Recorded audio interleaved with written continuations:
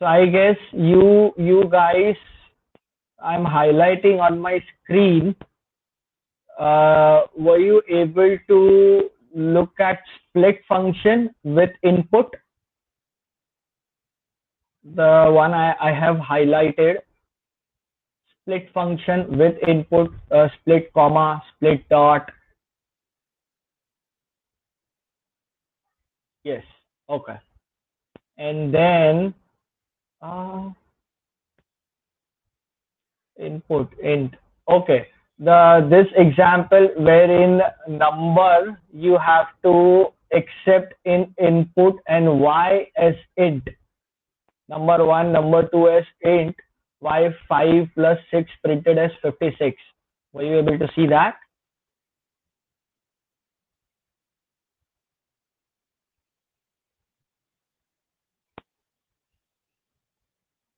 Okay.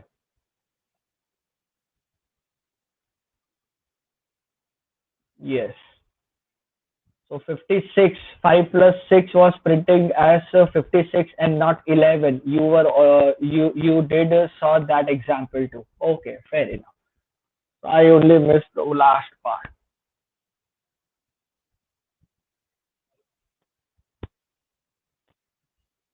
Hello? Hello? Huh?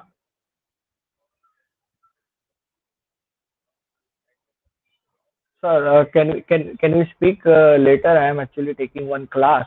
I'll call you back in some time. Okay? Yeah. Thank you.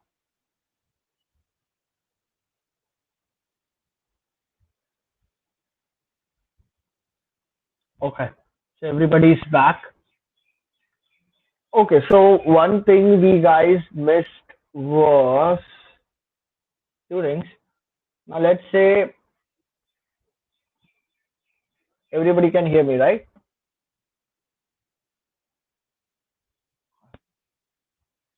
So let's say I want to accept input as name and age separated by comma. Okay. And again, I will use input. If I am using input, it means the default is string. So if I run my program now, my name is Ankur and comma separated 33. This will accept because 33 will be considered as string and I'm trying to print string here. Okay. Now while you are printing multiple string, multiple variables, you have to be very careful of this syntax. Okay. You have to be very careful of for your syntax. Okay. Same way, I can also say my name is Ankur, my age is 33. This will also be accepted because whether it's number 33 or 33, both are considered as string and I am printing a string. Okay. Now in Python, I can also do something like this. Number 1 is equal to number 2, number 3 is equal to 1. If I print number 1, number 2, number 3, everything will be 1. So what I'm doing, I am assigning a variable, I am assigning a value 1 to 3 different variables in single line. Okay. I can also do something like this. Number 2 is equal to 1, number 3 is equal to 1, but then I am repeating myself. So instead of this, in one line, I am assigning 1 to all the 3 variables and I am printing it. Okay.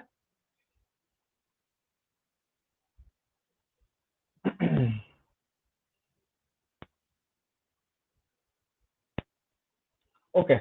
So now print statement with placeholders. Now placeholders will ease our life very much. Okay, placeholders are very important, and these placeholders will ease our life. How? Let's see this. With placeholders, we will use F formatting. Okay, F. So how? Let's see.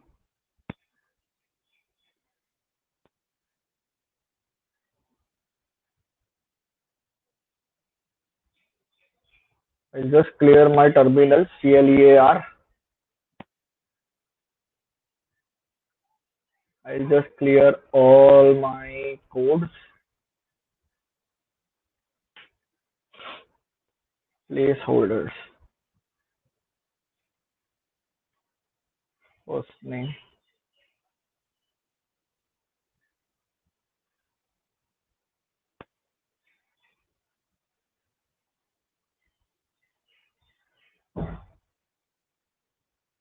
please enter your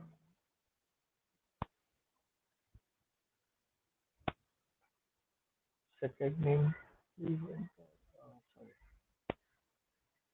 last name, please enter your last name,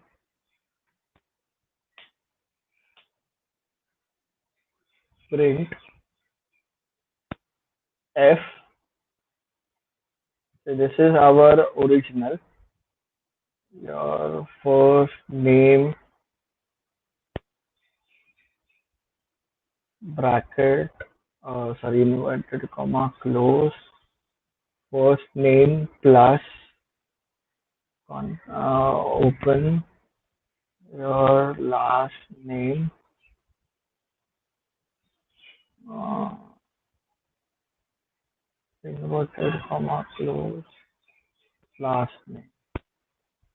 Okay. So this is the long format which we have to follow with semantics and syntax such that everything is fine. I'll save my code, Python hello.py. Your first name Ankur, last name Parik. Your first name is Ankur, your last name is Parik. Okay, everything looks good here. But the easy way to do this is also just put a F format, your first name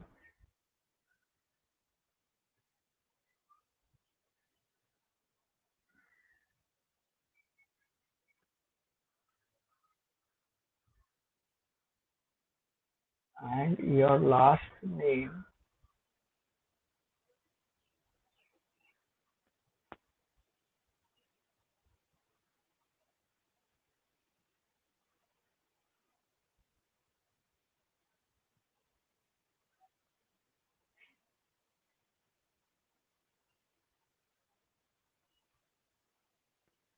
EOL while scanning string literal. Uh, okay, I think I missed.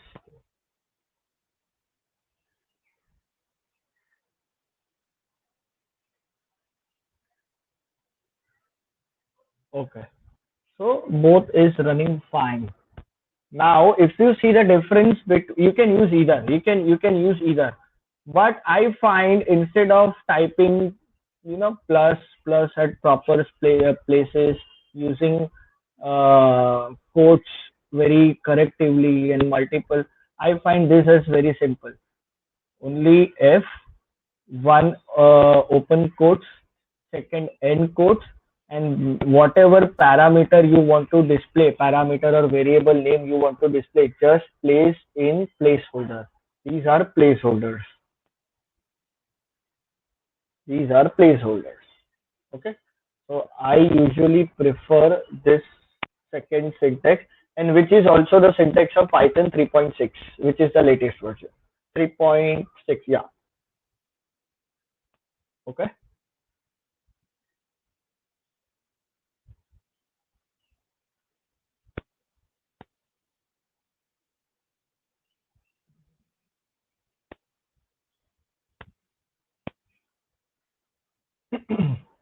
Now, many online Python interpreter uses Python 3. So for that, normal print syntax is only suggested. So if you're using any online interpreter in future project, then this is the syntax is preferred. Python 3. This is Python 3.6. This is Python 3.6.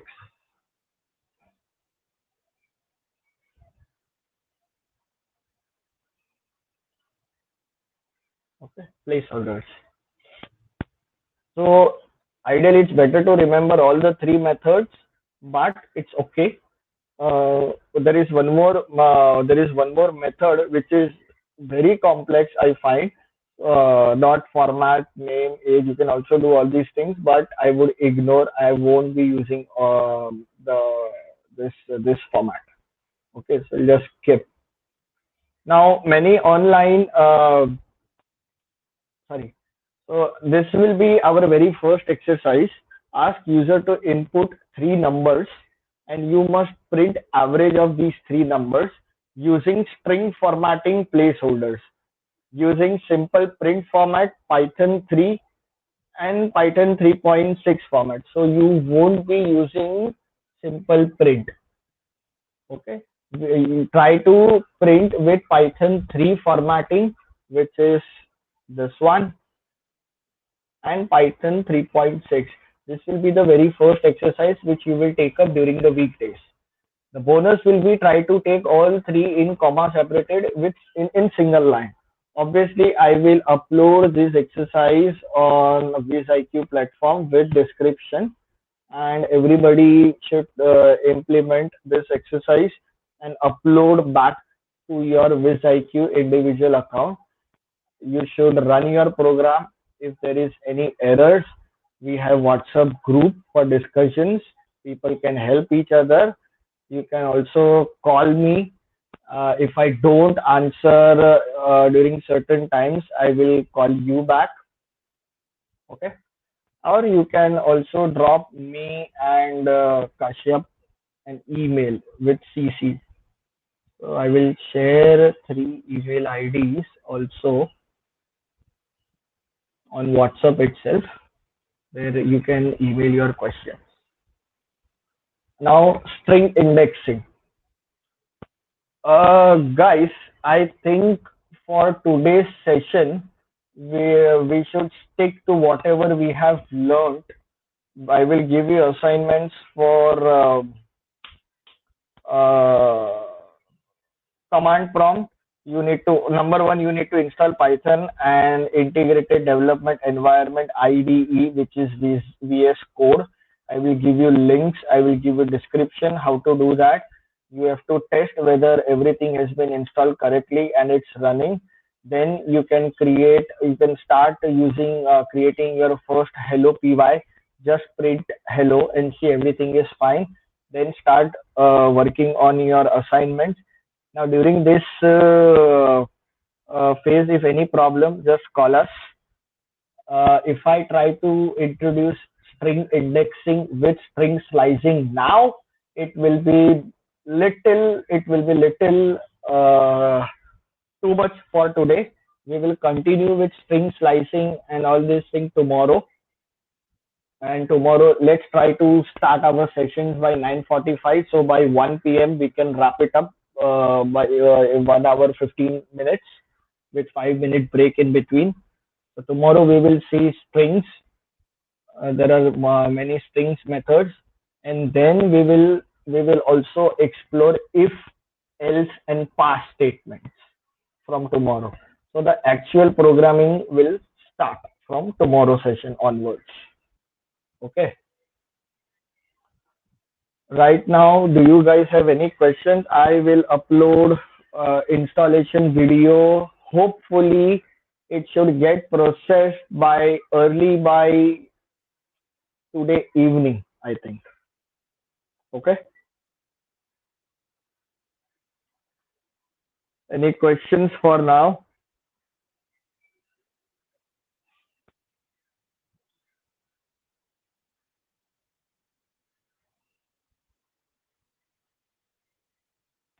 Guys, I have unmute you. If you have any questions, you can ask me on phone.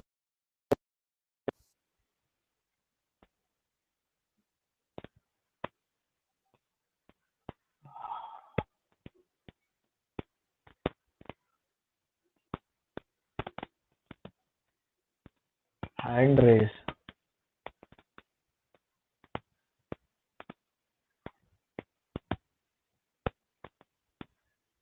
What is the assignment where we can get the PowerPoint presentation?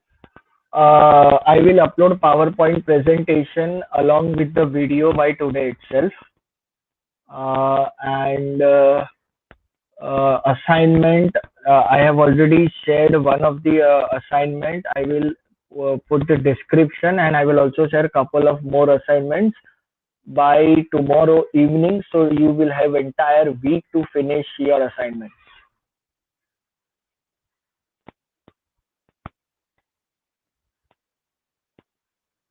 First, we will go through the video and presentation again. Then, if any question, will ask me. Yes, absolutely.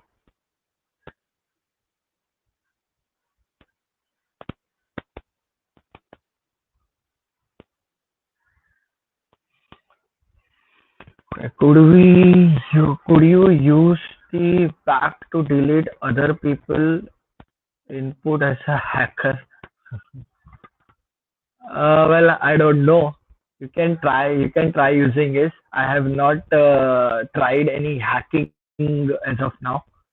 What is the RF and what does that do?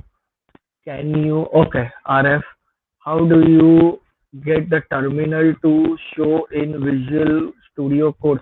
I will share that with the video. I will share that. What is the difference between compiler and interpreter? Oh, yes. What is the difference between compiler and interpreter? I guess compiler and interpreter will be covered in next session, I believe. I have it in my presentation for sure.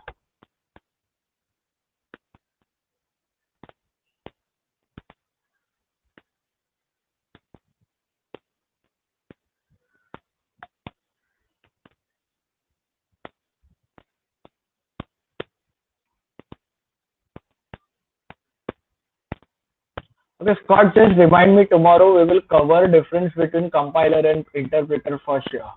I have somewhere in my Word file or PPT, I'll just open up and explain point by point. Okay, guys. Okay. Have a good evening and let's catch up tomorrow again. And guys, by now everybody is aware with using VizIQ platform, right? If you guys are stuck somewhere, I will share my colleague Kashyap and Smith number. You can call them and also you can try to explore more VizIQ features. Fair? So tomorrow, if somebody is joining 5-10 minutes late, we will continue and they can join later and they can also check the recorded video. Okay. Recorded videos generally take around 15 hours to 12 hours to get updated on VizIQ. So it's not like the moment I stop recording this video and everything will be available within 5-10 minutes. No, it's not. It's not going to happen that way. It takes at least 15 hours, 12 hours, and only then I can upload on our session. Fair enough. Okay. Bye for now. Let's catch tomorrow. And I will try to upload as early as possible with Visual Studio and Python installation steps. Okay.